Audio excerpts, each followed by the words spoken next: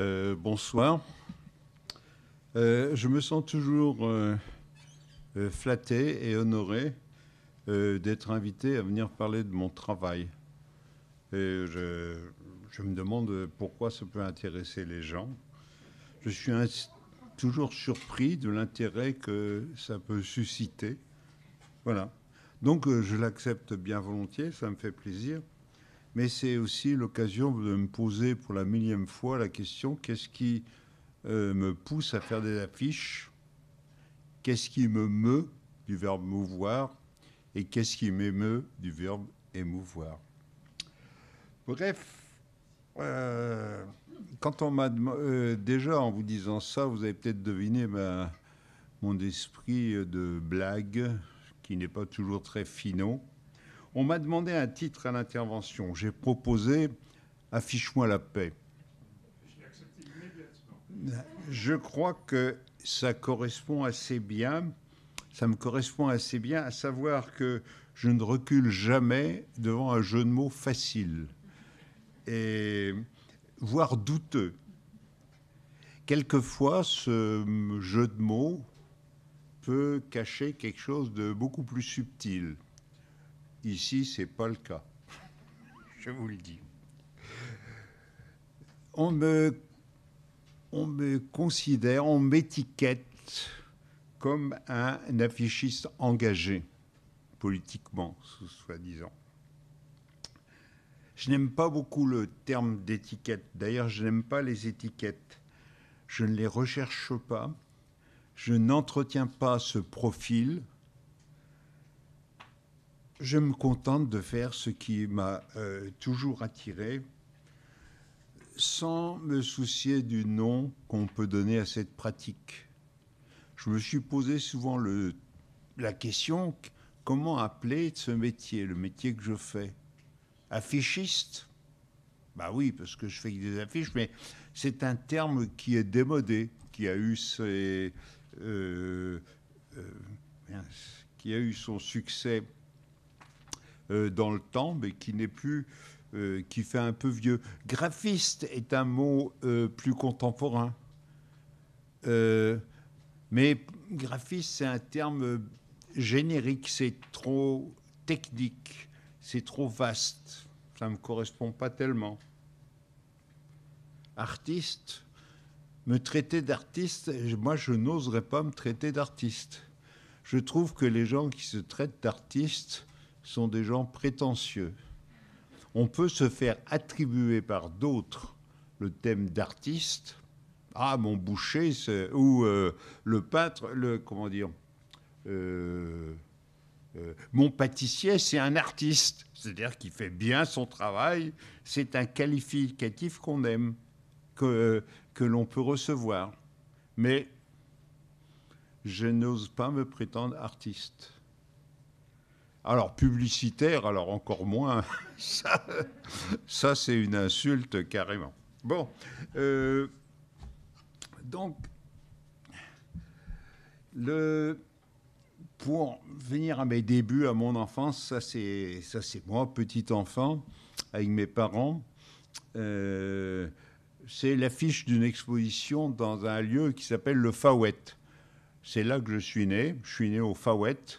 Et comme déjà, je disais que j'étais né au Far West. Vous voyez, déjà, c'est très fin. Et le seul fait d'être né de cet endroit m'a valu une exposition dans le musée de cette ville. Mais donc, si je vous montre cette photo d'enfant, c'est parce que dès cet âge-là, même plus jeune, j'étais attiré par l'image publique. Je ne dirais pas tellement par les affiches, parce qu'à l'époque, le long des nationales, il y avait des murs peints qui reproduisaient en fait des affiches. Et parmi ces publicités, pour le petit enfant, mettons, c'était 3-4 ans, hein, mon papa me disait, tiens, il y en a une qui revenait souvent, c'était celle de Saint-Raphaël et Quinquina. Il y avait le petit bonhomme blanc et le petit bonhomme rouge. C'était l'agrandissement d'une affiche. Et un jour, ça a été la catastrophe, parce qu'ils ont changé ce design, ils ont changé le dessin. Et l'enfant de 4 ans savait qu'il s'agissait toujours du bonhomme blanc et du bonhomme rouge, mais pour moi, cette image était abstraite, totalement abstraite, et j'étais paniqué. Et je me souviens de l'effort considérable que j'ai fait pour imaginer que cette tache blanche en haut était une tête, la tête d'un personnage. Pour moi, c'était totalement abstrait. C'est qui prouve 2 choses. C'est que dès la prime enfance, j'avais le regard attiré par cette image publique et que j'avais une volonté absolue de vouloir la comprendre. Quand j'ai fait beaucoup plus tard, j'ai fait à Paris des études pour devenir professeur d'art plastique des lycées-collèges. C'était le début des années 60 et il y avait encore il y avait des affichistes connus. Le plus connu d'entre eux, c'était Savignac. Et voilà des affiches que j'ai pu voir dans le métro quand j'étais étudiant en 62, 63. Vous ne verrez plus ce type d'affiches. Et surtout, vous ne verrez plus de nom. Si vous regardez, ces affiches sont signées. Elles sont signées Savignac. Aujourd'hui, il y a d'autres affiches, elles sont bonnes ou mauvaises, mais vous ne verrez jamais un nom. Vous verrez Euro-RSCG, vous verrez le Publicis, vous verrez le nom d'une boîte de publicité. C'est-à-dire que la publicité manie tellement d'argent, c'est une chose tellement importante qu'on ne peut pas laisser l'initiative à des créateurs comme Savignac. Ces gens ont disparu. C'était une autre époque.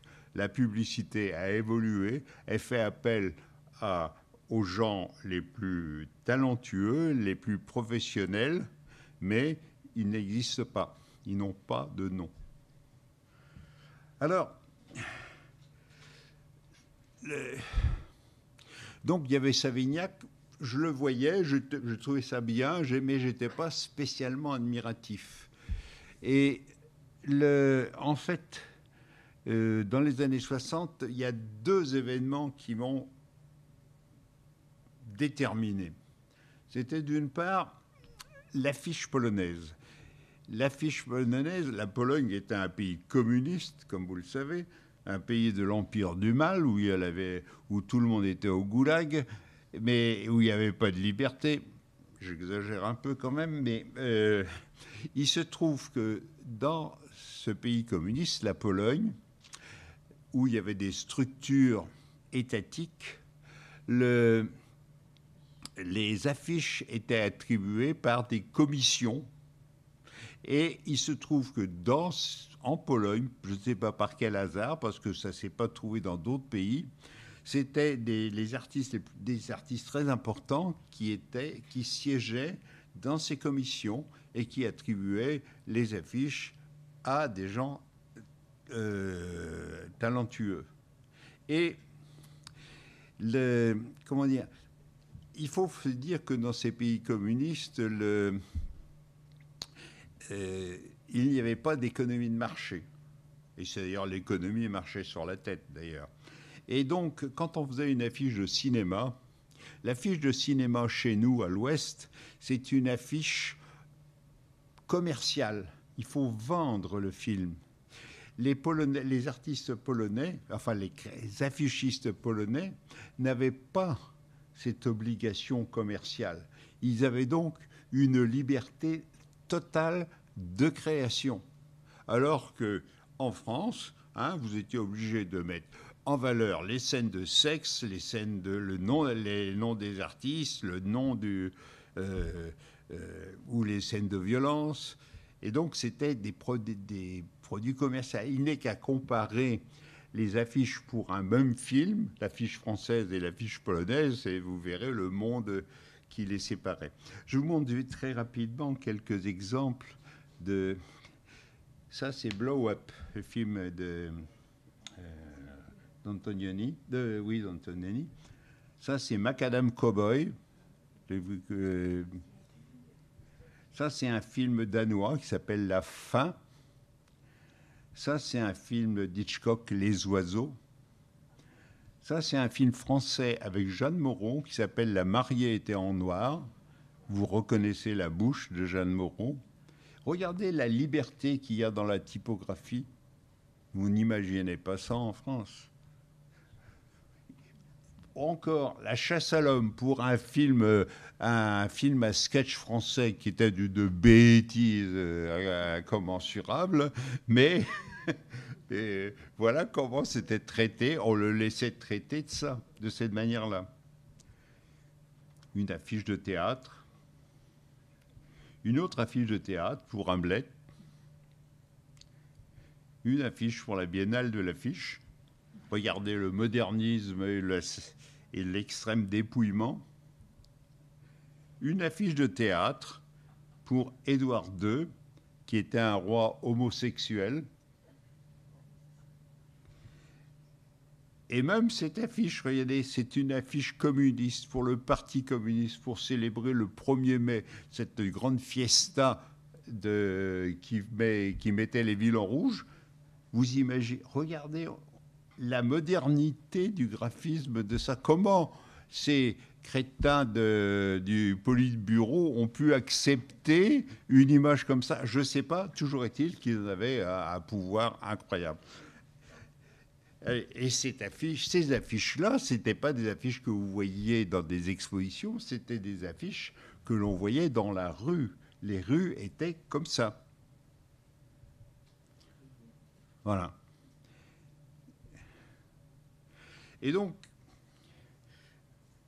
après avoir enseigné pendant 6 ans, j'ai pris un congé d'1 an et je suis parti étudier en Pologne. Parce que en matière de graphisme, j'étais devenu professeur d'art plastique, mais je n'avais rien appris en matière de graphisme. Donc je suis totalement autodidacte et je produisais des affiches, mais j'ai arrêté pendant 1 an et je suis parti étudier 1 année chez un professeur qui m'a complètement transformé.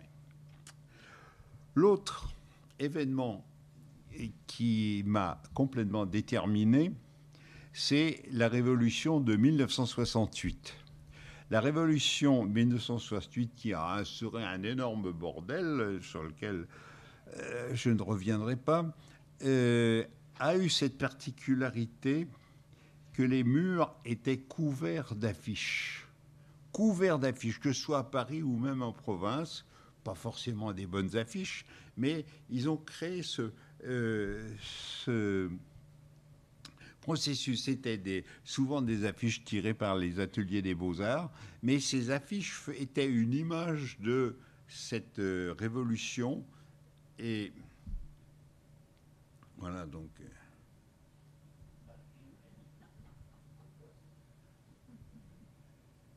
Et comment dire, et de cette manifestation, de cette période de trouble, est née une mode qui était d'afficher ses idées, ses opinions par voie d'affiche. C'est devenu une mode, si bien qu'après, au début des années 70, tous les partis politiques, alors spécialement la gauche, bien sûr, mais d'une manière générale, mais pas seulement, dès qu'il y avait un événement, c'était commenté, chaque parti voulait afficher son opinion, et donc il y avait une très forte demande de ces images. Et il se trouve que c'est l'époque où moi, je suis arrivé, en revenant de Pologne, je suis arrivé au bon moment. C'est-à-dire que tout de suite, j'avais envie de faire des affiches, et tout de suite, on m'en a demandé. On faisait des affiches pour tout, pour n'importe quoi, pour des conférences, pour des manifestations, enfin bref. Et donc, j'ai bénéficié, j'étais là au bon moment, j'ai bénéficié d'une forte demande et j'ai eu une forte production pour répondre à cette demande. Cette demande, c'était fait comme toutes les modes sont passées Et maintenant, il n'y a plus cette demande d'affiches comme il y avait à cette époque-là. Alors,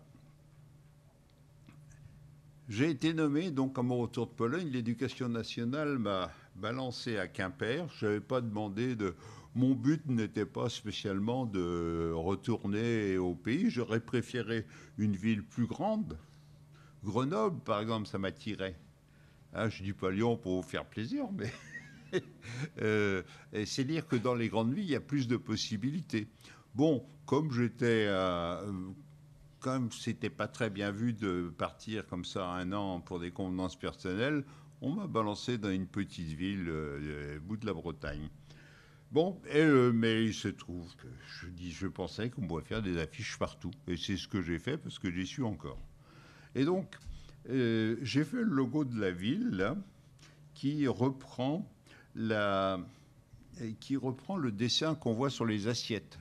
En fait, ces assiettes de Quimper, ces faïenceries, c'est elle qui a diffusé le nom de Quimper à travers le monde. Hein, c'est du Quimper. Hein, on retourne l'assiette, c'est marqué Quimper. Voilà. Et donc, quand ils ont fait leur logo, j'ai pensé que c'était bien de reprendre la palmette typique du design de la faïencerie. Et donc, j'ai utilisé, pour moi, ce dessin, cette palmette, ça quimpérisait tous les événements. Et pourquoi pas mettre sur un ballon de rugby pour un match de rugby. Voilà. Et donc, vous voyez, c'était même dans l'affiche 3 mètres par 4. Je ne suis pas sûr que ça plaise beaucoup aux joueurs de rugby parce qu'ils préfèrent voir des types qui se foutent sur la tronche. Mais photographier ce qu'on voit. Est-ce qu'on peut photographier ce qu'on voit? Ça ne vous dérange pas? Je voudrais photographier. Attends, je comprends pas. Je voudrais prendre une photo.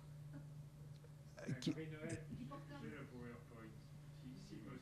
mais c'est pour avoir la photo. Mais je voudrais pas que ça soit... ça gêne, monsieur. Je suis sourd comme un pot, vous me...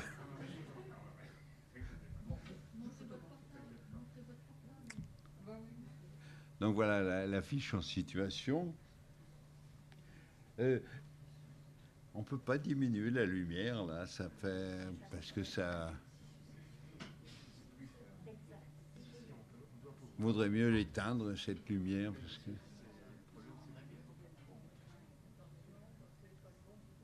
parce qu'on ne voit pas bien, là.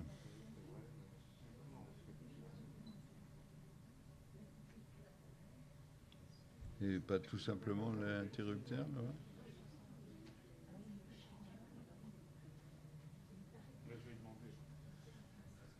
Bon, je continue en attendant. Et donc, Quimper... Non, c'est pas celle-là. C'est l'autre. Voilà. Oui, mais je crois que c'est pas ça. Mais bon, je pense pas que ce soit les précieux. Ah, ben voilà. Ben voilà. Ben voilà. Ben voilà. Alors, Quimper, voilà. Ça, c'est une affiche que c'est pour souhaiter la bonne année. La municipalité souhaite la bonne année. Donc ça c'est toutes les maisons de la place avec la cathédrale. Alors, Quimper, c'est en Bretagne, ça, c'est pas une révélation. Alors, la Bretagne est un pays quand même assez particulier, avec une identité relativement forte et des caractéristiques facilement reconnaissables. Par exemple, la carte de la Bretagne, on sait tout de suite qu'il s'agit de la Bretagne. On peut me la mettre à l'envers, on devinera que c'est la Bretagne. Il y a peu de régions qui peuvent se vanter d'avoir un pouvoir de reconnaissance comme ça. Alors, la Bretagne, c'est au bout. Hein, c'est au bout. Là, c'était pour un congrès d'historiens-géographes. J'ai réutilisé le vocabulaire graphique des géographes, la carte de géo. Mais la Bretagne, c'est tellement loin qu'on est obligé de la rentrer dedans. Hein, c'est comme la Corse. Vous savez, il y a... Alors, j'ai pas mis la Corse, là. Les Corses, ils étaient furieux parce que je voulais pas dire Corse-Bretagne, même chose. Non, je voulais montrer que la Bretagne était loin. Voilà. Alors, la Bretagne, c'est un pays celtique, comme l'Irlande, l'Écosse et le Pays de Galles. Ça, c'est pour un festival de, de théâtre des pays celtiques. Ils ont un drapeau qui est toujours visible. Alors, si vous regardez la télé, des manifestations, il y en a plein. Hein. Il y a les manifestations à juste ou à tort ou pas. Il y a des manifestations contre les masques, des manifestations pour ceci, pour cela. Il y a toujours un imbécile avec un drapeau breton, même si c'est le championnat de rugby à Mont-de-Marsan. Et ce drapeau breton a un pouvoir de reconnaissance extraordinaire. Parce que optiquement, les rayures noires et blanches sont très fortes. Voilà. Et donc, là aussi, je l'ai eu. Ça, c'est la région a eu le bon goût de me demander de faire leur carte de vœux. Et donc, ça, c'est la carte de vœux de la région Bretagne hein, de cette année. C'est tout récent. Ça, c'est pour un petit livret sur toutes les expositions de l'année dans les musées de Bretagne. C'est toujours le drapeau breton, mais un fragment qui est agrandi. Il y a donc toujours en noir et blanc, et là, autre symbole, c'est l'hermine, la queue d'hermine, qui a varié de forme au cours des siècles. Quand je suis arrivé en Bretagne, là où j'habitais, voilà ce qu'on voyait à proximité, c'est à Pont-l'Abbé. C'est-à-dire qu'il y avait La Bretagne, c'est le dernier endroit de France où les femmes ont continué à porter la coiffe jusqu'à un certain moment. Enfin, on continue à porter la coiffe. Elles avaient disparu dans d'autres régions, mais en Bretagne, ça se perpétuait. Et donc les dernières, maintenant il n'y en a plus parce que ces dernières dames sont mortes, mais ce costume, ce n'était pas un costume des manifestations folkloriques, des fêtes pour touristes, c'était tous les jours. D'ailleurs, vous voyez bien comment elles sont habillées. Et ça, c'est le repas des veuves. C'est le repas des veuves dans les années, au début des années 80 ou fin des années 70. Tous les hommes sont morts d'alcoolisme avant. Donc, et voilà. Et ça, c'est au resto. Mais ça, c'était à l'usine. Parce que les hommes, sur les bateaux, pêchaient. Il y a plein de ports dans le pays bigoudin, et les femmes, ouvrières à l'usine. Et quand il y avait des problèmes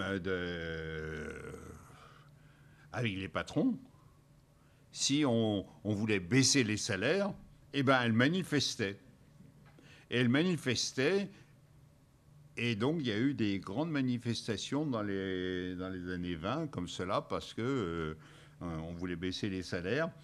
Et donc, ces femmes se regroupaient à l'époque, quand on défilait avec de la musique et derrière des drapeaux rouges. Et c'est assez amusant parce que le cliché que l'on a, c'est que les Bretonnes sont en troupeau derrière des bannières religieuses de Sainte-Anne-la-Palue ou d'ailleurs. Voilà.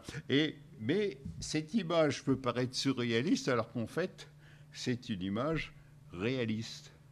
Mais pour vous dire que la vogue de l'affiche, c'est une affiche pour une conférence, rappelant une conférence sur un événement qui a eu lieu 40 ans plus tôt, sur les grèves dans les pays bigoudins, une conférence à Pont-l'Abbé, c'est pas un événement national, et bien pour ça, on a fait une affiche.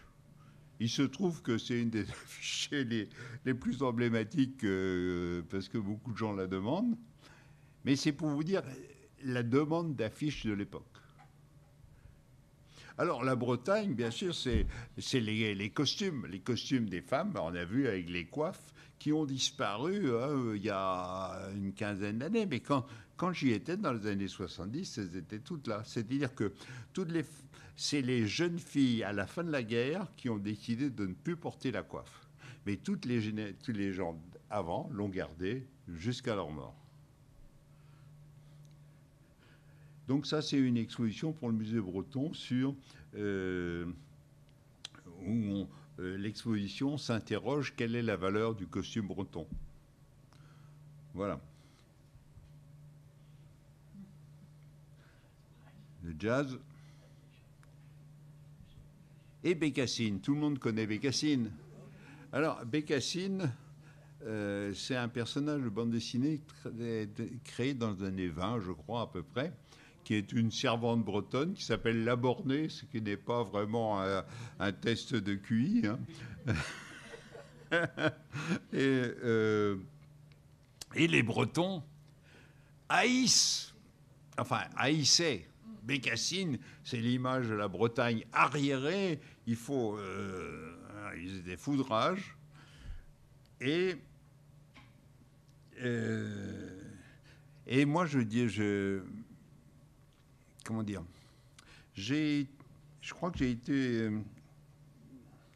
j'ai trouvé que c'était idiot de vouloir ignorer quelque chose qui existait, qui était même populaire un peu partout en France. Et le fait de vouloir l'ignorer, c'était donner raison aux crétins qui nous assimilaient à un QI limité.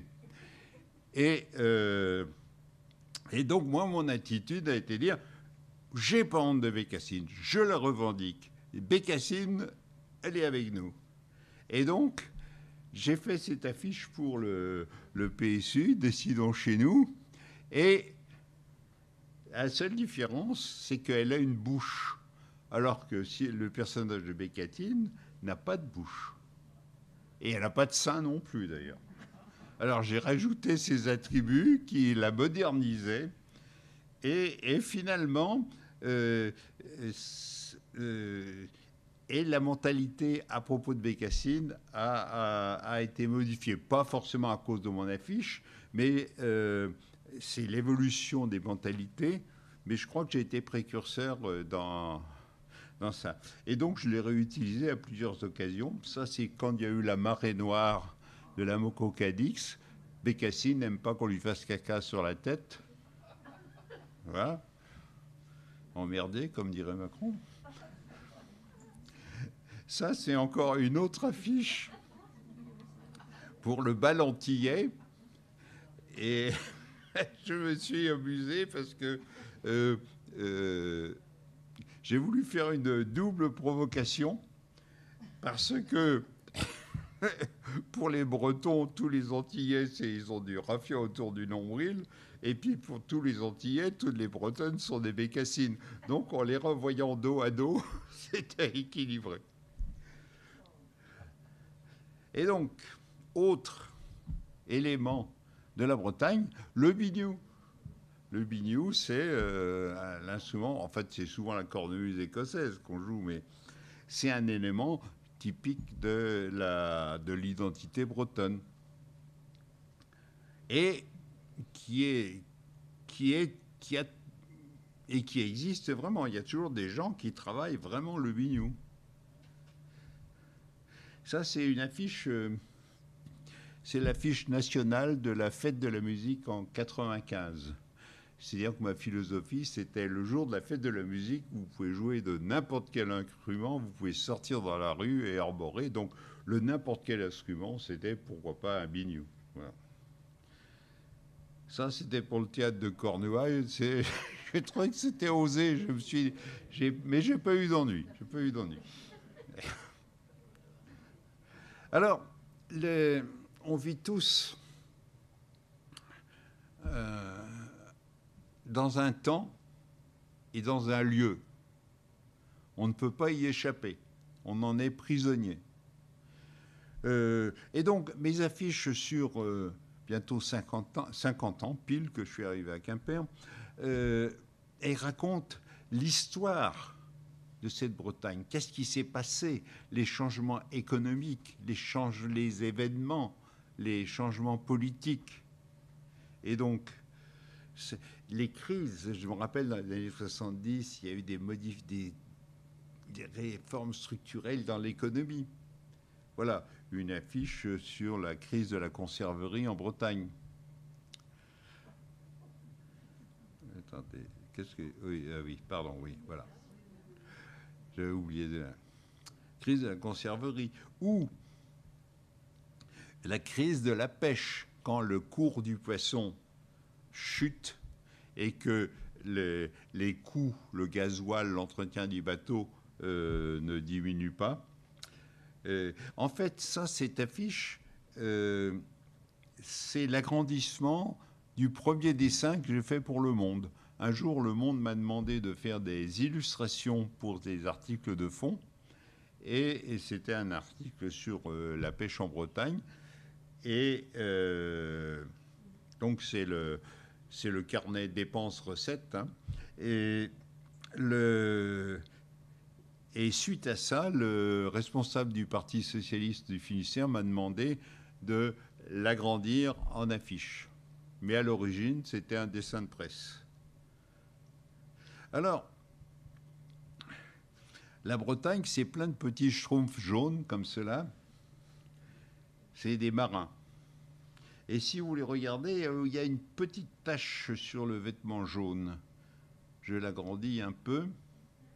Vous la voyez? Et la voilà. Ça, c'est un des rares logos commerciaux que j'ai fait pour un fabricant de cirés, de vêtements de mer, les cirés Cotten. Et quand vous voyez des documentaires à la télé sur la mer, quand vous voyez les petits bonhommes jaunes, vous pouvez voir toujours sur leur poitrine ce petit logo. Je ne suis pas un spécialiste des choses, mais il se trouve que c'était une belle aventure avec un homme très très bien qui faisait ces cirés Cotten là à Concarneau. Alors ces cirés Cotten, quelquefois ils étaient tout dégueulasses comme ça, tout sales parce que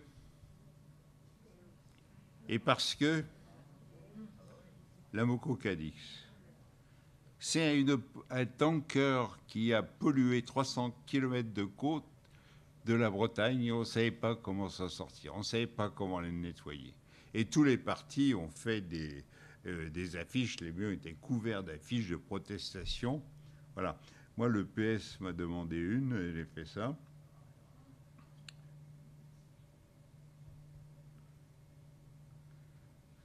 Et plus tard, j'ai fait une série d'images. Vous en avez eu une avec Bécassine. Ça, c'est Shell by Shell, parce que la Moco Cadix travaillait pour la compagnie Shell. Ça, c'est un persiflage pour le nettoyage des plages. Ça, c'est le cri de colère. Parce que donc tout le monde nettoyait avec les cirés, avec des gants. Hein. Et quelques années plus tard, il y a eu une autre, l'Erika, un autre pétrolier qui a pollué Côte Sud. Et on m'a demandé de réutiliser l'affiche. Voilà. Là, cette fois-là, c'était l'Erika travaillait pour la compagnie Total. Autre événement, ça a été Plogoff. À Plogoff, c'est à la Pointe du Rang. Je ne sais pas si vous connaissez, vous avez entendu parler de la Pointe du Rang, hein, même à Lyon, on a dû entendre parler de la Pointe du Rang. C'est un des sites exceptionnels de la Bretagne. C'est un très beau site, on en a fait un timbre-poste. Eh bien, ce crétin de Giscard d'Estaing voulait faire une centrale nucléaire à la Pointe du Rang. Il faut le faire quand même. Hein. Alors, il y a deux choses. On peut discuter du bien fondé des centrales nucléaires. Ça, c'est une chose. D'ailleurs, on en reparle en ce moment. Mais l'affaire à la Pointe du Rang, c'était vraiment marcher sur la tête C'était vraiment d'une débilité profonde. Moi, j'aurais préféré qu'il fasse au Mont-Saint-Michel, tant qu'à faire. Pourquoi pas, hein. Tant qu'aller dans la bêtise, on peut toujours faire mieux. Et donc, finalement, ça ne s'est pas fait. Vous voyez, donc c'était en 80, et quand Mitterrand est arrivé au pouvoir, il a stoppé le projet. Et donc là, il y a eu plein de manifestations. Donc, ça, c'est une affiche anti-nucléaire. J'avais dit, c'est nucléaire, informez-vous. C'est-à-dire que, informez-vous, parce qu'il y avait il y avait un peu un blackout. On construisait plein de centrales nucléaires, mais on ne pouvait pas avoir d'informations. Et donc, moi, je dis, il faut s'informer des risques possibles. Et ça, c'est une affiche des débuts des années 80. C'est-à-dire très longtemps avant Tchernobyl et encore plus longtemps avant Fukushima. C'est-à-dire que là, je parlais des risques possibles et c'était malheureusement prémonitoire. L'affiche dans la rue. Voilà. Alors, mais comme je vous ai montré, les affiches racontent un peu ces événements bretons. Mais la Bretagne est en France et ça, jusqu'à Nouvel-Ordre, c'est, comment dire, mes images racontent aussi la France. Pas l'histoire de France, mais ce qui s'est passé en France pendant ces 5 années. Et ça a été une succession de présidents, comme vous le savez très bien. Et donc, quand je suis arrivé, ça a été Giscard d'Estaing. Et qui a donc été président pendant 7 ans, et qui, bizarrement, voulait se représenter. C'était Giscard d'Estaing, qui, bizarrement, au bout de 7 ans, a voulu se représenter. Je sais pas, c'est bizarre, ces présidents, ils veulent toujours... enfin bref. Et donc, le Parti socialiste m'a demandé de faire une affiche en disant... et alors moi, j'aurais proposé 7 ans de malheur, ça suffit. Moi, ça s'appelle tout en finesse. Mais ça voulait bien dire ce que ça voulait dire. Hein ? Et donc, j'étais parti de son portrait officiel. Alors, ça, c'était pour Giscard d'Estaing. Il y en a un autre, vous en souvenez peut-être encore mieux, c'était Jacques Chirac. Ça, c'est son portrait officiel. Et regardez ce portrait. Le portrait officiel, ils ne font pas appel à des imbéciles pour faire la photo. Hein, donc, tout est calculé. Alors, quand on regarde bien cette photo, on voit, c'est en légère contre-plongée, donc ça lui donne en majesté, avec un petit sourire, je maîtrise tout, je contrôle tout. La force tranquille. Alors, moi j'ai fait ça. Au bout de 2 ans, il a eu cette inspiration extraordinaire de dissoudre l'Assemblée avant l'heure.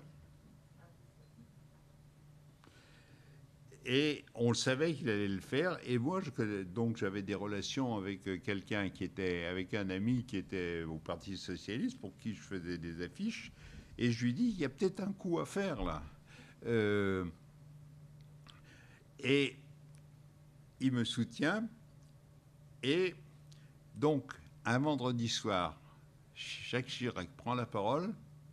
Il dit, je dissous l'Assemblée nationale, il y aura des élections dans 1 mois ou 1 mois et demi.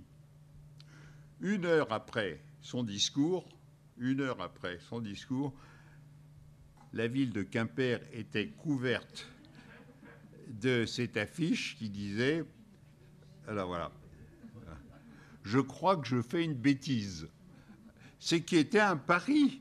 Parce qu'après coup, c'est facile, il a perdu les élections, il a été obligé de vivre avec Jospin pendant 5 ans, ça a dû être un vrai bonheur. Mais prendre le risque de dire « je crois que je fais une bêtise », c'était gonflé. Donc c'est l'homme politique qui a accepté mon affiche, eh bien bravo.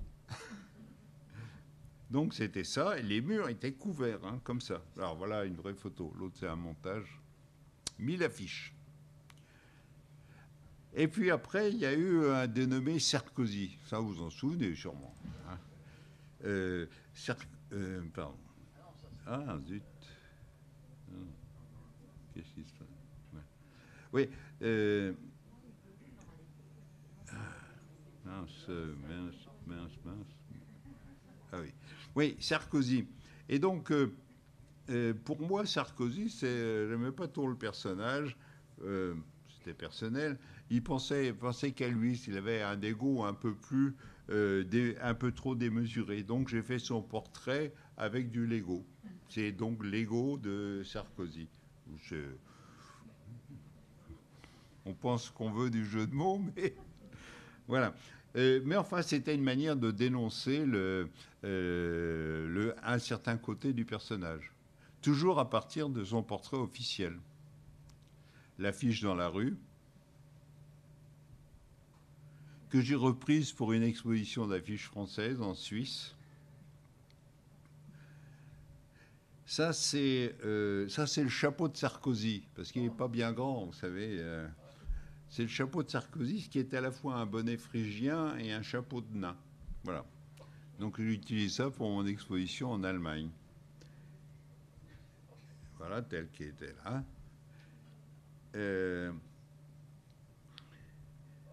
Ça, c'est encore Sarkozy. C'est pour mon exposition en Pologne. En Pologne, la Pologne, c'est un pays merveilleux aussi. Il était dirigé à l'époque par 2 frères jumeaux. Un président de la République et l'autre Premier ministre. Il faut le faire. Personne n'imaginerait faire un scénario avec ça. Eh bien, c'était quand même la réalité. Et alors, là-bas aussi, c'était 2 petits hobbits, hein, les 2 présidents, les 2 Polonais. Et donc, la Pologne, c'est rouge et blanc. Et c'est les 2 hobbits polonais qui voient arriver le 3e hobbit français. Donc ça, c'était pour mon exposition en Pologne. Et donc, discrètement, c'était un panneau de 17 mètres sur 6. Les gens du musée ont été sympas d'accepter cette image. Bon,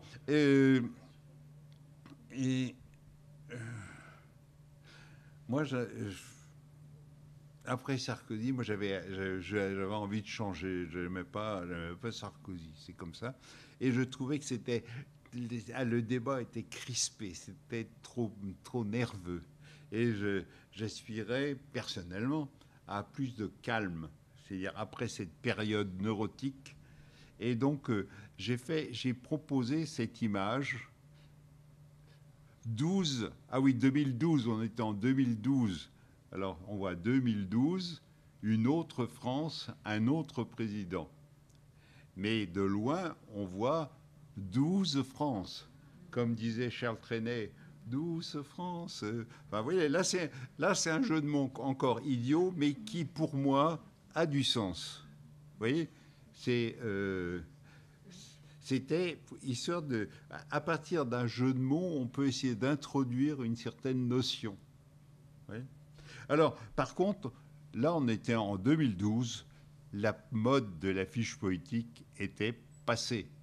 Les colleurs d'affiches avaient de l'arthrose dans les coudes. Et donc, j'avais mon ami qui l'a présenté au Parti Socialiste, ça a été refusé en disant non, on ne fait plus d'affiches, c'est complètement ringard. Donc j'en ai fait ma carte de vœux. Voilà. Donc le Parti Socialiste, j'en ai fait pas mal parce que j'étais pas au Parti Socialiste, mais j'avais un ami qui... Bon, puis peu importe. Ils ont fait un congrès à Brest une fois. Ils m'ont demandé l'affiche. Pour moi, ça a été l'occasion de dire que je n'aimais pas leur logo. Et donc, j'ai éclaté leur logo. Ouais. C'était aussi prémonitoire. Hein. Bon. Et alors, donc, je vous parle de ces 50 ans. Quand je suis arrivé dans les années 70, ça a été le début de ce qu'on appelle le chômage. C'est une angoisse qui a atteint toute et qui a duré et qui dure toujours. Et donc au début, on croyait qu'il suffisait de dire non au chômage pour que ça s'arrête. Et après, on s'est aperçu que c'était une sorte de fatalité. Donc voilà des affiches au début des années 70 sur le thème du chômage, sur l'angoisse du chômage. Autre image aussi des rangées de travailleurs qui vous regardent. Ça, c'est une affiche de théâtre, mais qui pourrait être une affiche politique sur le chômage. C'est pour une pièce qui s'appelle Éléments moins performants. C'est-à-dire que quand une industrie va mal, les premiers à payer, ce sont les ouvriers, c'est-à-dire ceux qui sont en bas de l'échelle. C'est eux qui se retrouvent licenciés. Et puis, ces 50 ans en France, ça a été la montée inexorable du Front National. Le Front National, à l'issue de la guerre, il n'était pas fiero, hein, il était à 2-3%. Et puis, il a commencé à monter. Et Le Pen, chaque fois que quelqu'un le traitait de ce qu'il est, il faisait un procès et il gagnait toujours ses procès. Et donc là, j'ai fait une affiche pour dire, pour parler de Le Pen sans dire Le Pen. Attention, Hitler faisait rire. Et les gens disaient, attention, Hitler aussi faisait rire. Et non, il n'y a pas marqué aussi. Et donc, voilà, c'est une affiche qui a été faite sur Quimper et tirée à 1000 exemplaires pour le Parti socialiste. Voilà. Donc là, pour moi, Le Pen, c'est la vache qui rit. Elle était toujours contente parce qu'il gagnait toujours d'élection en élection, il gagnait toujours 2 ou 3%. Donc pour moi, c'était la vache qui rit. Alors maintenant, c'est encore... Voilà. Et donc, vous voyez, la proportion, ça fait la portion de vache qui rit, du fromage. Que j'ai utilisé, dessin que j'ai utilisé dans Le Monde pour les dernières élections européennes il y a 5-6 ans.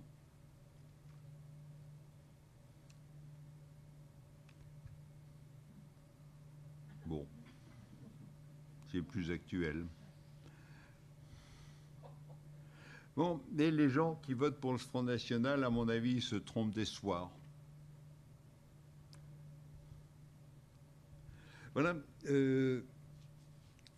Une affiche, il n'y a plus tellement d'affiches, mais c'était pour une manifestation contre l'intolérance.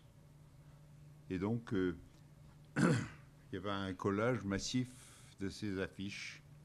Alors c'est marrant, image contre l'intolérance. Vous imaginez les gens qui ont lacéré cette affiche-là? L'intolérance, ça existe, hein, c'est la preuve.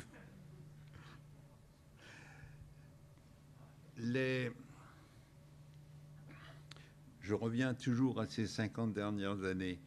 On l'a oublié. Enfin, mais il y a eu cette grande angoisse du sida. On ne savait pas comment. Vous savez, quand une pandémie arrive ou quand une maladie arrive, on ne sait pas comment la prendre, on ne sait pas comment l'aborder. On dit pas mal de bêtises, hein, on est bien placé pour le savoir en ce moment. Mais à l'époque, c'était le sida.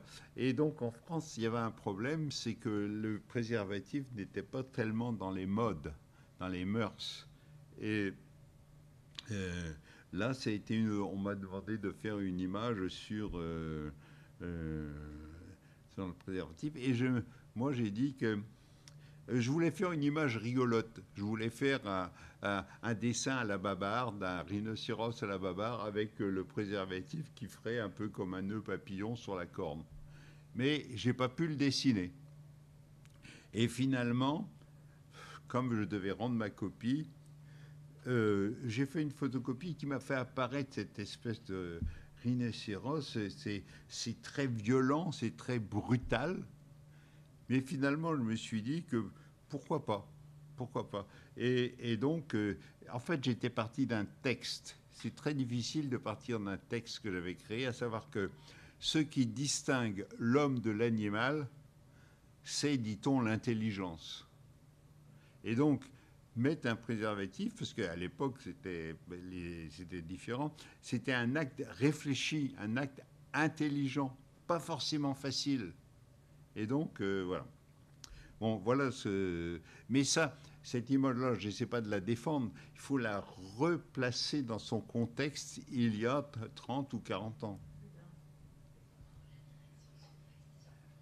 Et donc, ça, c'est Ruben Ruse, c'était une manifestation de soutien. Donc, c'est ruban rouge. Ruse, c'est rouge en breton. Voilà.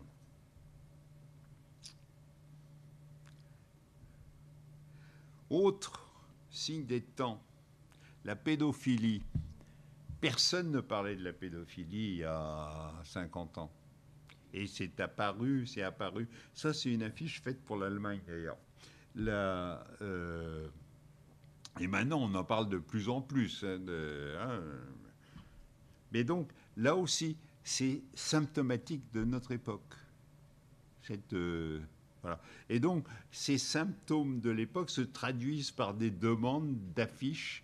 Et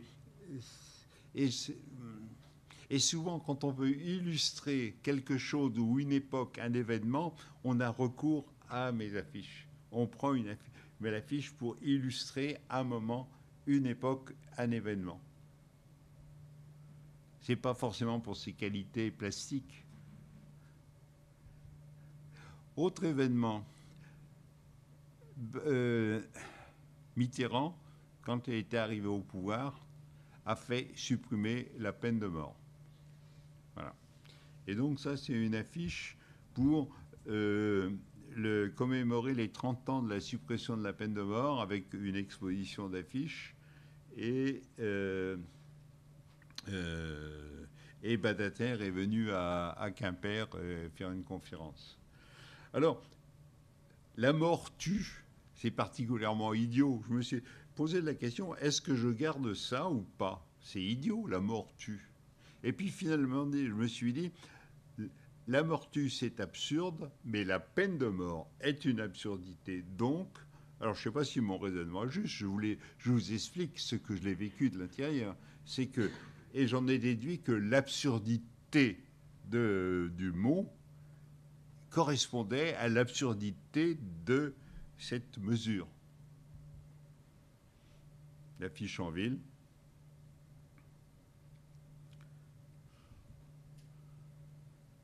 Si vous hébergez quelqu'un qui est en situation régulière, vous risquez d'être poursuivi.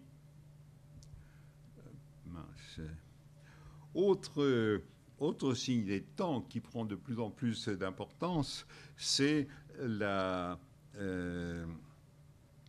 pollution. Là, c'est pour une quinzaine de l'environnement à Montluçon. Et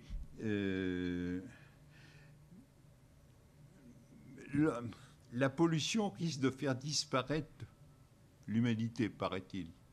Et là, j'ai pensé à ces premières manifestations, premières traces des hommes dans les cavernes. Vous savez, ces traces de mains, ils crachaient la peau. Hein, et donc, ces traces sont poignantes parce que on sait qu'ils ont existé, on voit la trace, mais eux ont disparu depuis longtemps. C'est une affiche que j'aime bien. C'est vieux, hein, ça a 30 ans à peu près, 25... ouais, 30 ans, 32 ans. Je vous ai parlé donc de ce qui se passe en France, c'est passé en France, et bien sûr aussi ce qui s'est passé dans le monde pendant cette période. Le monde qui est divisé en deux, hein, les riches et les pauvres. Ça, c'est un dessin du monde qui est devenu une affiche pour le mouvement Attaque. Quand je suis arrivé dans les années 70, il y avait une organisation qui était plus connue qu'aujourd'hui, c'est Amnesty International. Donc, dans les années 70, l'empire communiste existait toujours, Et Amnesty, et par contre, à l'opposé, en Amérique du Sud, il y avait des dictatures fascistes particulièrement actives, en Argentine, au Chili et ailleurs. Et Amnesty International se battait sur les deux fronts. Voilà. Et donc ça c'est... donc moi je faisais mes petites affiches avec des techniques rudimentaires à Quimper. Et j'ai fait cette affiche-là pour l'Amnesty Quimper. Et elle a eu beaucoup de succès. Et finalement, ils l'ont retirée au niveau national. Et là, il y a eu des dizaines de milliers d'exemplaires tirés de cette affiche-là, qu'on a vu dans des livres scolaires et autres. C'est peut-être la première affiche qui m'a fait sortir de mon trou, si je puis arriver, hein, qui m'a fait connaître un peu à l'extérieur.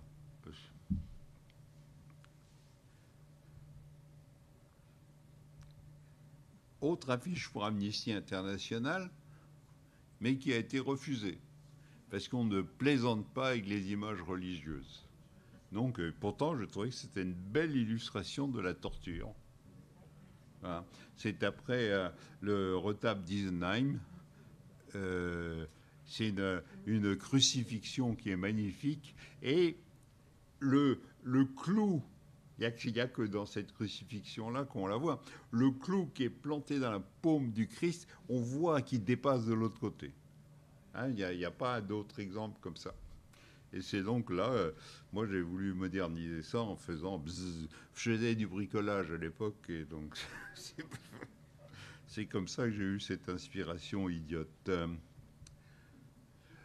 Barbudos, les barbus. C'était il y a 2-3 ans, je ne sais plus. C'était le 50e anniversaire de l'assassinat de Che Guevara en Bolivie. Je me souviens du romantisme à l'époque que cela avait déclenché à travers le monde. Et donc, l'image de Guevara dans les années 70, c'était une image romantique. 50 ans plus tard, on a essayé au Mexique, ça oui, j'ai fait ça pour les Mexicains, on a essayé de commémorer les 50 ans de la mort de Guevara. En France, il y a eu une petite expo à Paris, je crois. Et je me suis aperçu que on s'en foutait complètement, que l'image d'Ernesto Guevara, c'était l'image plutôt d'un terroriste. C'est l'image qu'on en avait avant. Et moi, donc, je ne suis pas en train d'essayer de trancher, je ne suis pas en train d'essayer de la défendre. Je constate seulement qu'en 50 ans, la perception des choses peut complètement varier, à tort ou à raison. Je ne pense pas à la question. Et donc, ça m'a vraiment frappé. Et moi, si vous voulez, la mort de Guevara, j'avais été frappé par l'indécence. Donc, il a été capturé, il a été assassiné de sang-froid, et les militaires ont posé à côté de sa dépouille, en l'exhibant. C'était d'une indécence incroyable. Mais cette position m'a fait penser à un magnifique tableau de Mantegna, qui est le Christ de Mantegna, vous voyez, qui est vu en raccourci comme ça. Et je n'ai pas pu m'empêcher de faire le parallèle entre les deux. Et c'était une manière... Et alors, je les ai appelés les barbus. Hein, les barbus, parce que les casquistes, on les appelait les barbudos. Et un peu traiter le Christ de barbu, c'est un peu léger quand même. Mais c'était une manière, là encore, on peut penser ce que l'on veut, mais pour moi, c'était une manière de dire, de faire un parallèle entre les deux personnages, à savoir que c'était des sacrés emmerdeurs.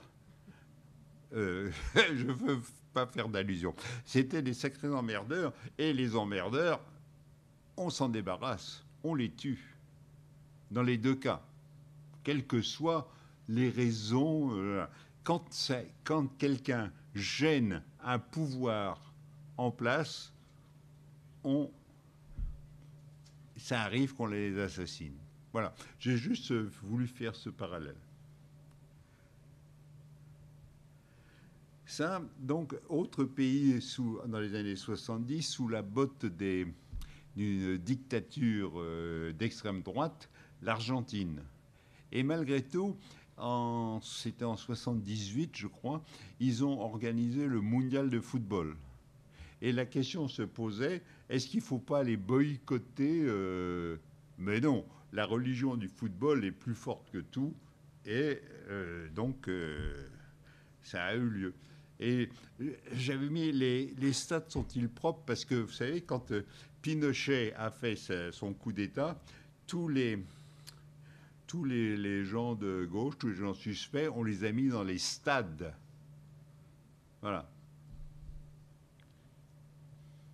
Les Argentins se sont souvenus de mon affiche, connaissaient mon affiche, et ils m'ont demandé de faire une image pour commémorer les 30 ans du coup d'État.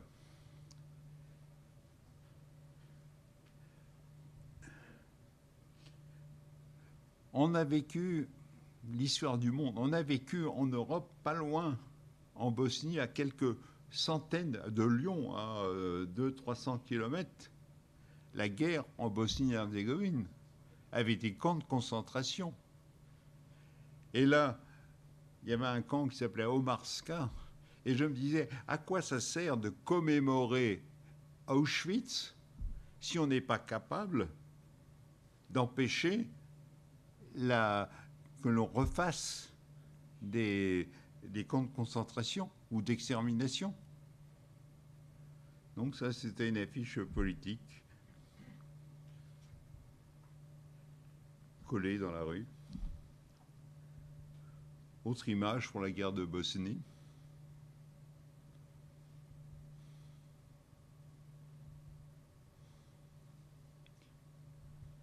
La guerre de religion. Ah, la religion, tiens, voilà un bon prétexte pour faire la guerre. Hein, si vous regardez l'histoire, hein, chez nous, les guerres de religion n'ont pas été tristes. Et partout ailleurs dans le monde, hein, les catholiques, les protestants, les sunnites et les chiites, ça suffit pour s'entr'égorger pendant des siècles. Et quand il y a des guerres, quelquefois, il y a des mouvements humanitaires qui essayent de sauver des innocents, et en particulier des enfants. Ça, c'est pour une affiche faite pour les États-Unis pour commémorer le 70e anniversaire de la bombe d'Hiroshima. La bombe d'Hiroshima, et donc ça, c'est une photo très jolie de la bombe d'Hiroshima, avec le texte « One Giant Leap for Mankind ». Traduit en français, vous ne connaissez peut-être pas la phrase anglaise, mais la traduction française, c'est « un pas de géant pour l'humanité ». Phrase sacrée prononcée par Armstrong quand ils ont mis les pieds sur la Lune. Pierre, c'est les États-Unis, donc on prononce cette phrase. Voilà. Alors, leap est à l'envers, c'est-à-dire c'est un pas de géant en arrière pour l'humanité. Je ne suis pas sûr qu'ils ont apprécié. Ça, c'est un dessin du monde assez vieux. Je suis assez allergique au terrorisme, quel qu'il soit. Et donc, ça, c'est ETA, c'était le terrorisme basque, mais ETA, etc. Ce que je mets dans cette image, dans ce dessin de presse, c'est que le texte était en 6 lettres. ETA, 3 lettres, etc., 3 lettres. Et on dit tout avec ça. Mais par contre, comme j'ai l'esprit un peu vicieux, sur le terrorisme, c'est un projet qui n'a pas eu lieu. mais que j'avais trouvé il y a longtemps. C'était le 10 avril 1933, Hitler tué par 2 terroristes. Oui, si ça avait été fait, ça n'aurait pas été mal. C'est-à-dire que, vous voyez, c'est assez vicieux, quoi. On est contre le terrorisme, mais si Hitler avait été tué par des terroristes, il n'y aurait peut-être pas eu la guerre mondiale. Bon, ça, c'est un esprit pervers. Hein. Alors, la guerre, c'est quoi? C'est une normalité. C'est I kill you, you kill me, I kill you, you kill me, et ainsi de suite. Tu me tues, je te tue, c'est normal, c'est la guerre. Je te tue, aujourd'hui je te tue, demain tu me tueras, et c'est le cercle vicieux. C'est la vie. C'est la vie, c'est comme ça, c'est normal, c'est la guerre. Ah oui, mais d'accord, mais c'est la vie. C'est pas la vie, la guerre, c'est la mort. J'aime bien, si vous voulez, ces mélanges quand les mots veulent dire le contraire. Je te tue, tu me tues, c'est la vie. Ben non, c'est pas la vie, c'est la guerre. J'en ai fait une autre version pour les dessins en dessin du monde. Ici, on m'avait demandé d'intervenir dans une photo qui mettait en jeu des soldats, un entraîneur et des soldats à l'entraînement. J'ai imaginé que la seconde d'après, ces soldats se mettaient tous en rang et fusillaient. Et c'est pour ça que j'ai essayé d'introduire dans cette photo, je ne sais pas si vous la voyez, l'image la plus connue d'une exécution, à savoir El 13 de Mayo de Goya.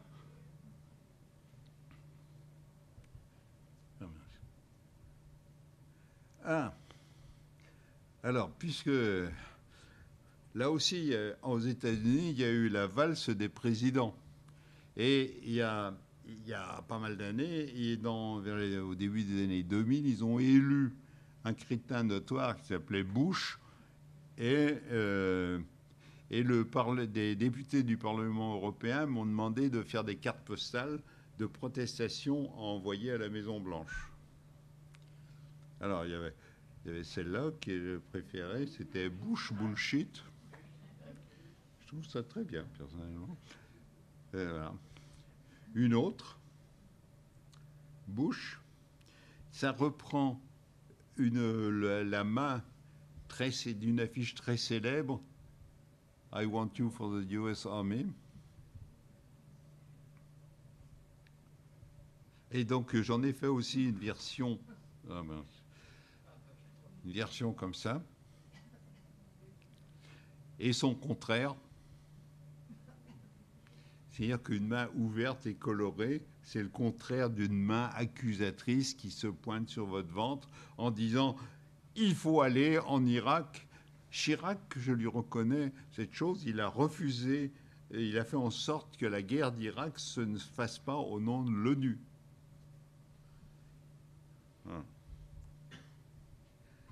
Ça, c'est des dessins du monde. C'est Bush en train d'essayer d'attraper Ben Laden en Afghanistan. C'est Bush qui voulait faire la guerre en Irak. C'est un dessin du monde. Happy New War, au lieu Happy New Year. Et la guerre commence en envoyant des bombes. C'est une sorte de croisade. Et c'est la guerre que l'on gagne avec les mains sales.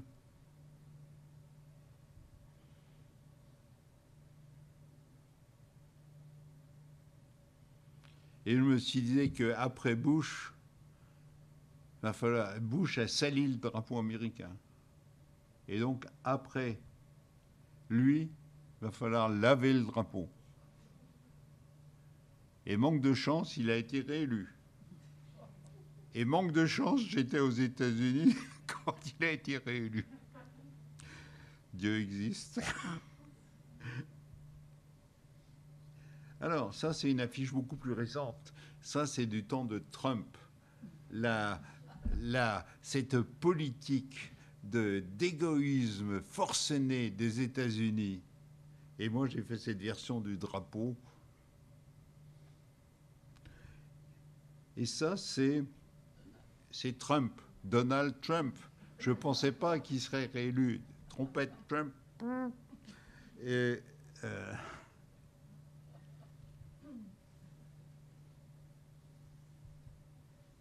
et ça, c'est une... Alors, affiche-moi la paix, j'ai voilà une affiche sur la paix. On me demande de faire une affiche sur la paix, et j'ai fait ça.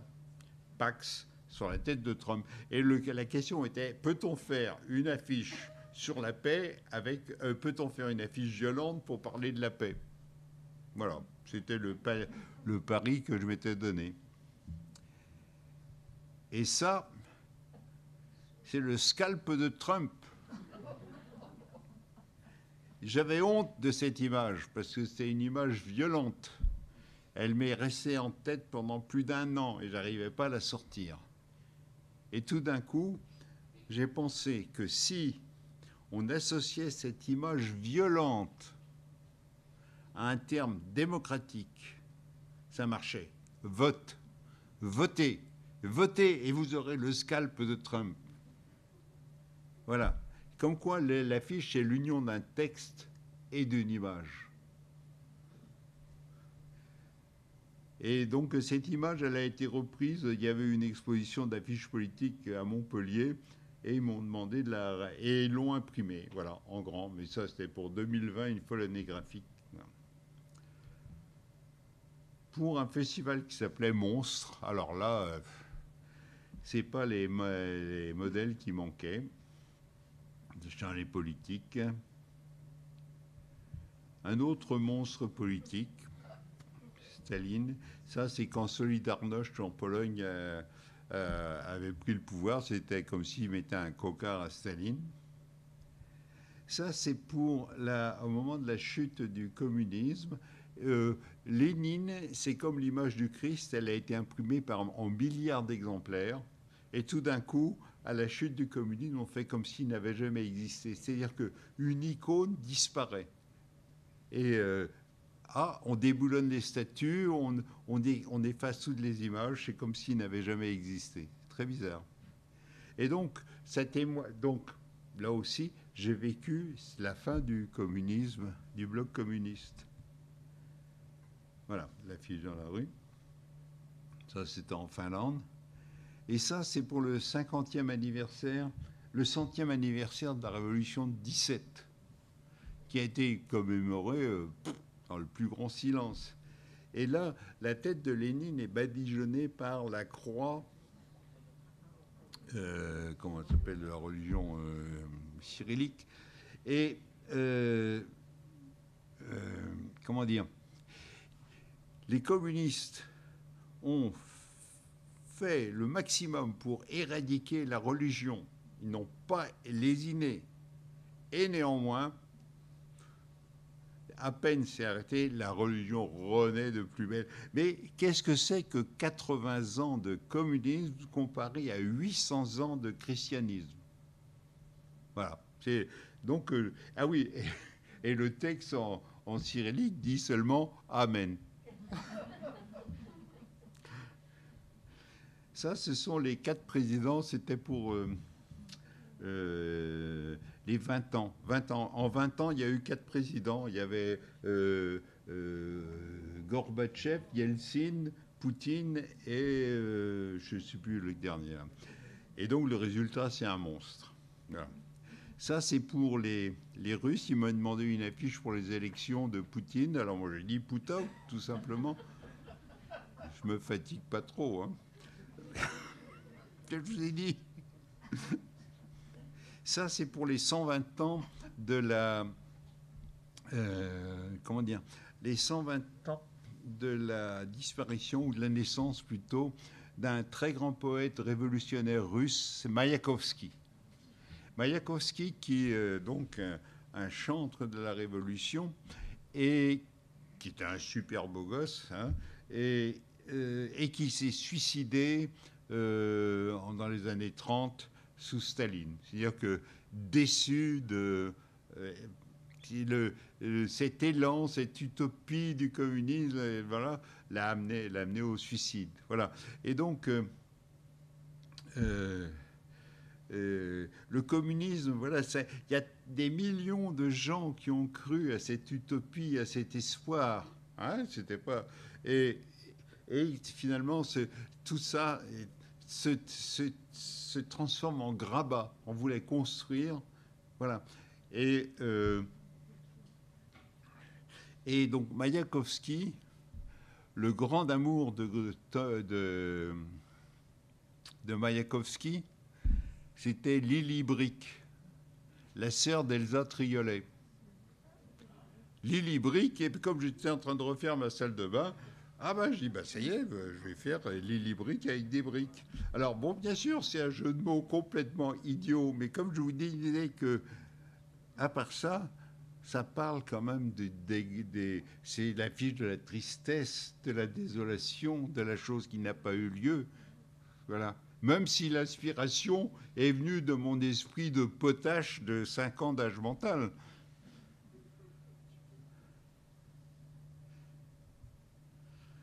Autre affiche.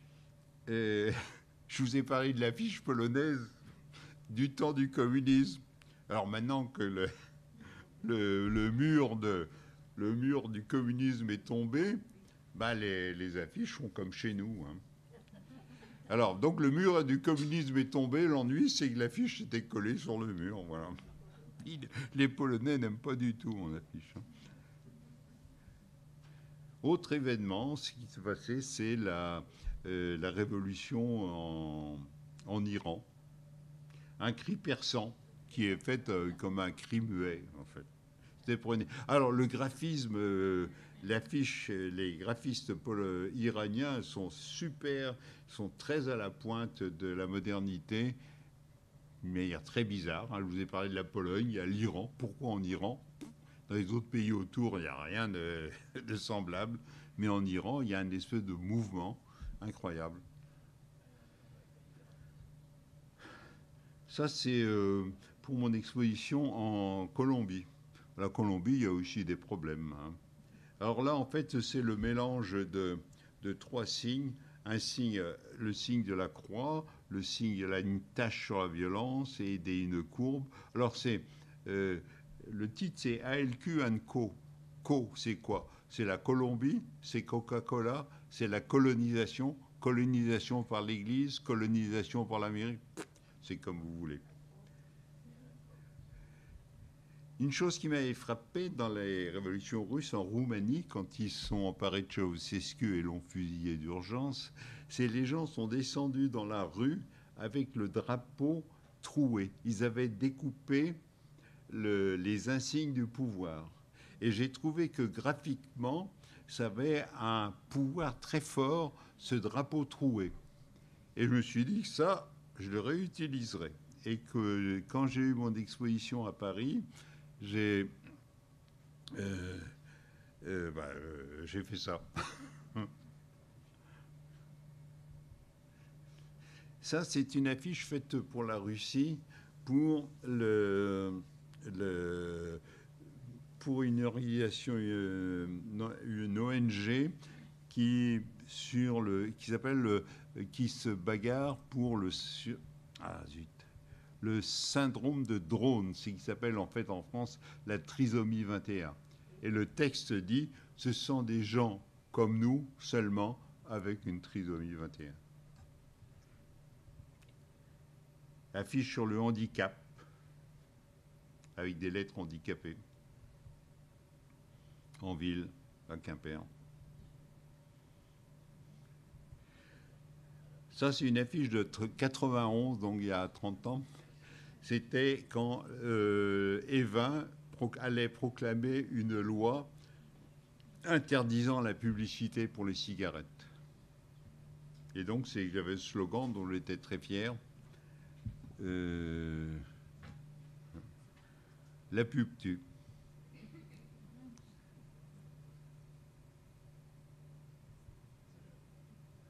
Bébé n'aime pas fumer.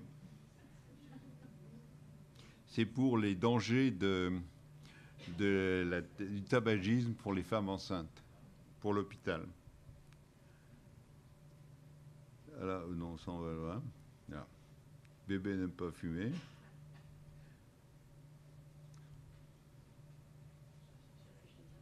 L'avortement Marlboro. Donc des affiches de santé. Il y a très peu de gens qui s'intéressent au graphisme pour la santé, parce que ça ne rapporte pas beaucoup. Moi, je trouve que c'est bien. On peut même tout faire, même le cancer du côlon. C'est pas évident à faire.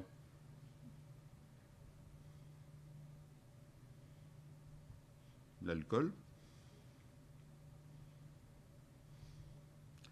la drogue, le don du sang, et puis des affiches pour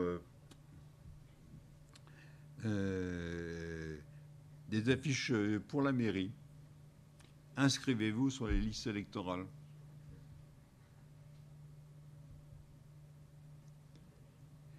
Pour inciter les gens à voter. Des affiches citoyennes.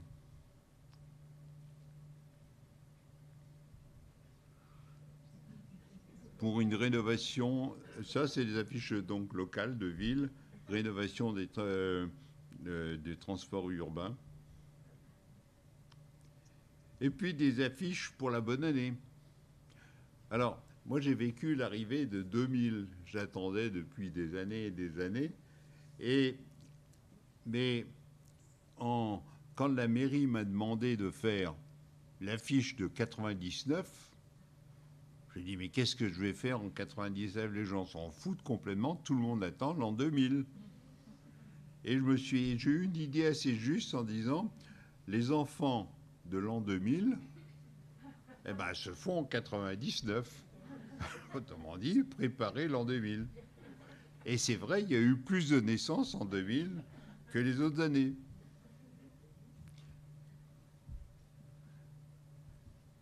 Affiche de de bonne année. Faites un vœu. Le vœu, c'était voter. Oui, non.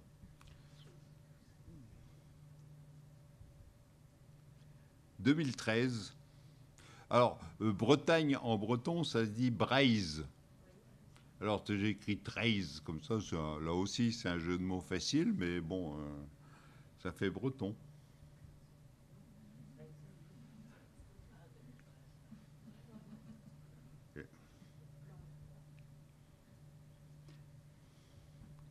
Et ça, c'est pour 2014, c'était de dire, c'était une année d'élection. Le maire disait, c'est vous qui allez décider qui sera le maire.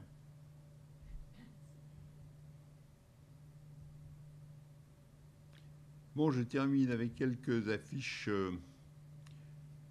culturelles pour le théâtre, l'opéra.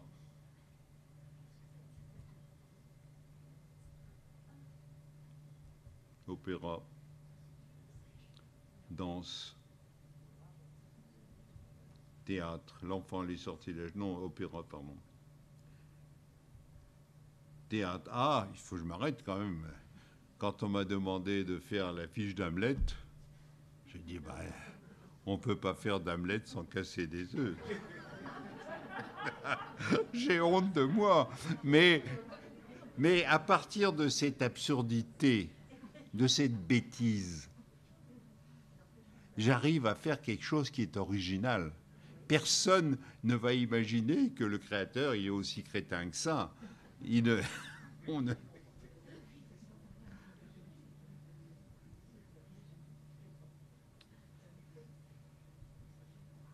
Journée des plantes de collection. Une exposition qui s'appelle Vodka Tequila. La tequila, c'est l'alcool de cactus, la vodka, l'alcool de patate. De design de chaises. L'affaire Dreyfus. C'est à Rennes que ça s'est passé, comme si vous avez vu le film de Polanski.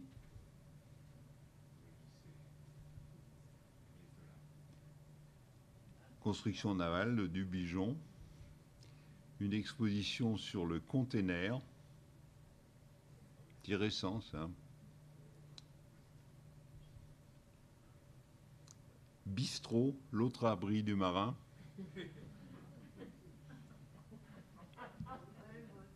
J'aimerais bien vous en parler, mais je n'ai pas le temps.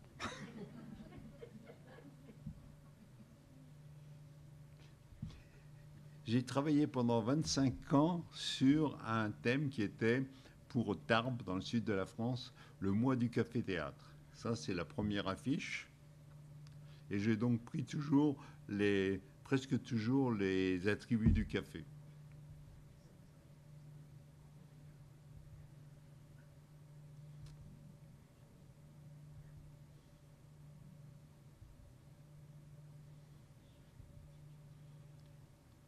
Au théâtre, tout est artificiel, hein, rien n'est vrai. Et puis ils ont changé le titre pour appeler ça Parlez-moi d'humour.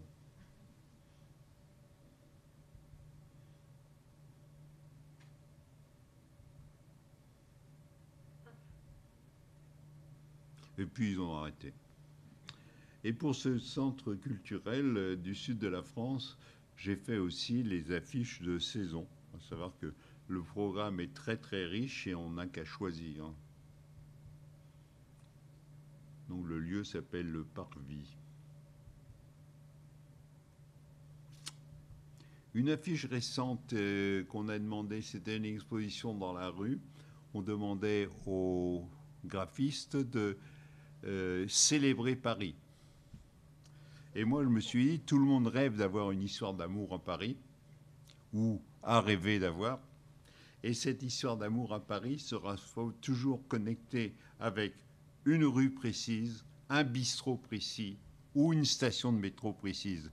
Et 50 ans après, quand je traverse la station Rennes-là, je ne peux pas m'empêcher de penser à Joséphinette, avec qui j'ai une relation. C'est-à-dire que c'est connecté. J'aimais bien ça.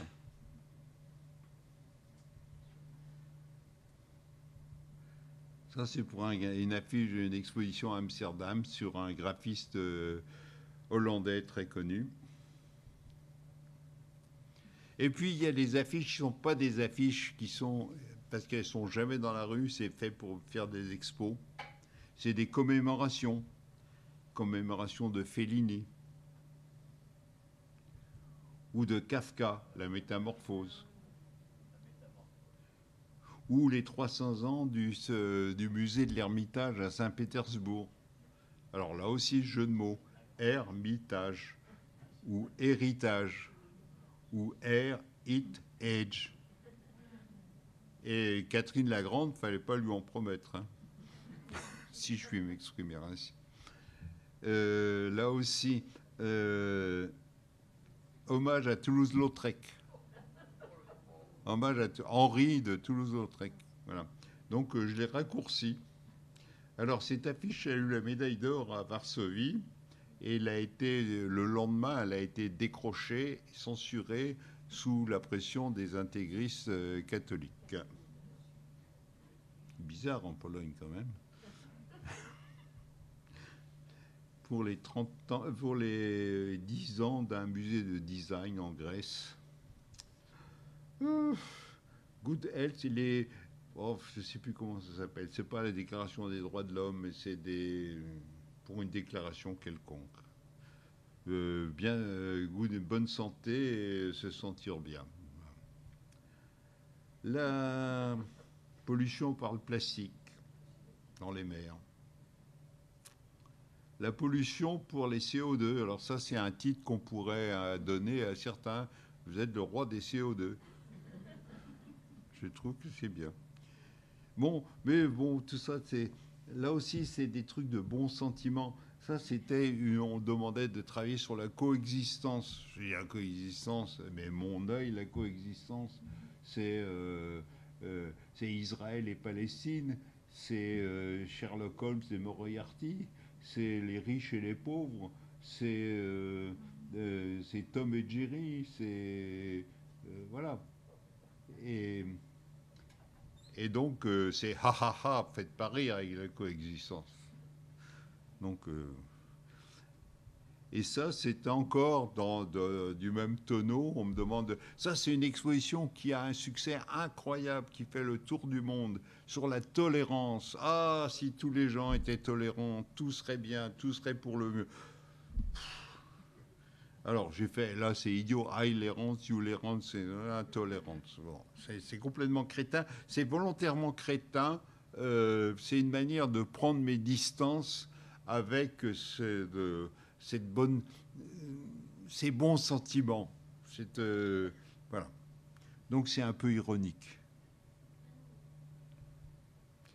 Ça, c'est l'utopie. L'utopie, on m'avait demandé, c'est d'illustrer la notion d'utopie. Et moi, pour moi, l'utopie, c'est, si vous voulez, c'est marcher dans le vide. C'est le coyote qui poursuit l'oiseau. Vous voyez, vous avez tous ça en tête.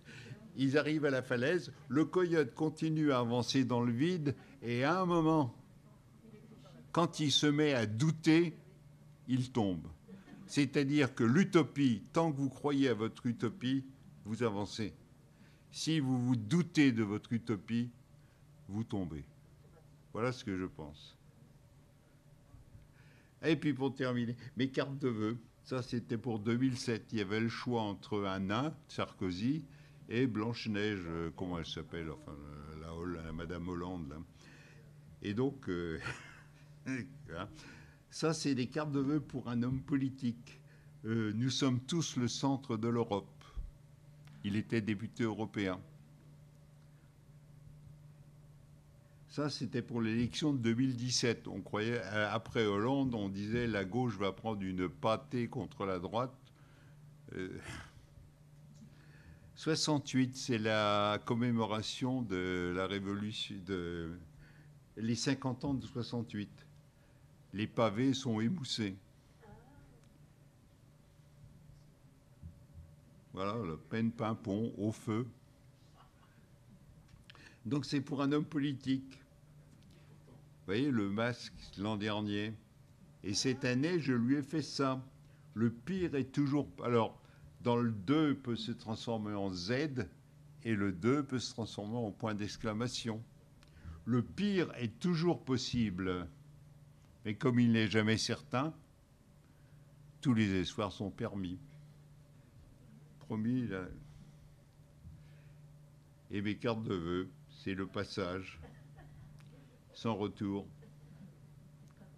2006, 2010, 2011, commémoration des tours jumelles, 2014, on ne traverse pas, 2016, les jours sont comptés, 2017, laisser une trace,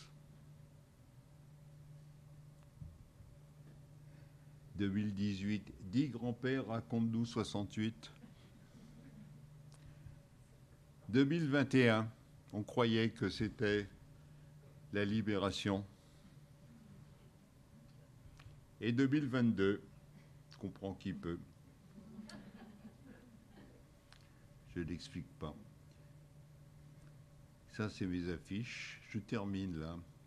Ah oui, ça, quand... chaque fois que je fais une affiche, je veux faire la meilleure affiche. Je veux toujours taper au centre de la cible. Et systématiquement, je rate. Mais j'explique aux clients que non, c'est bien le centre de la cible. Donc je déplace la cible. Et là encore, c'est une autre version pour cette année. Caramba, encore raté. Vous avez tous en tête le Tintin de l'oreille cassée. Ça, c'est des expositions personnelles. Hein. Du coq à l'âne. La faire une affiche, on passe d'un thème à un autre.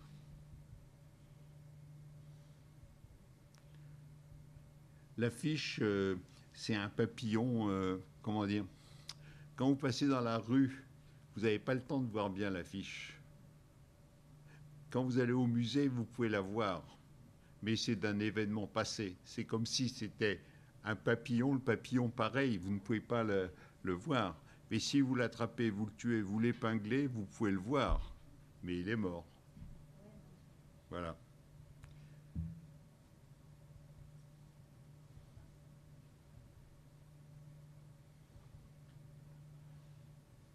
Du dernier cri. Et ma dernière affiche pour une exposition actuelle, postérité. Merci.